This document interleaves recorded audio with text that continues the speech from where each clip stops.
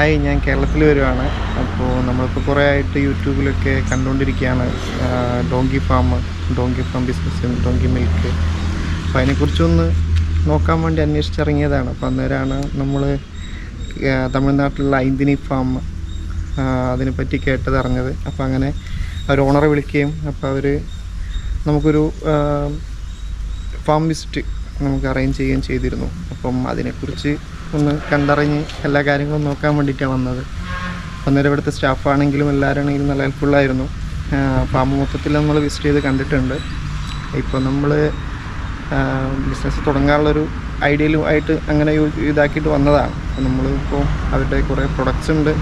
ഇപ്പോൾ ഡോങ്കി മിൽക്കുകൾ കൊണ്ട് കുറേ പ്രൊഡക്ട്സ് ഉണ്ടാക്കുന്നുണ്ട്. അതുപോലെ ഡോങ്കിയുടെ ഡങ്ക് കൊണ്ട് കുറച്ച് സാമ്പ്രാണി പ്രൊഡക്ട്സ് കൊടുത്ത് അങ്ങനത്തെ കുറച്ച് ഐറ്റംസ് ഉണ്ടാക്കുന്നുണ്ട്. അപ്പോൾ അങ്ങനെ കുറേ കാര്യങ്ങളൊക്കെ നമ്മൾ കണ്ടറിഞ്ഞ് പരിചയപ്പെട്ടു. അപ്പോൾ അതിനെക്കുറിച്ചൊന്ന് പഠിക്കാൻ വേണ്ടി വന്ന എന്തുകൊണ്ടും ഏറ്റവും നല്ലതാണ്.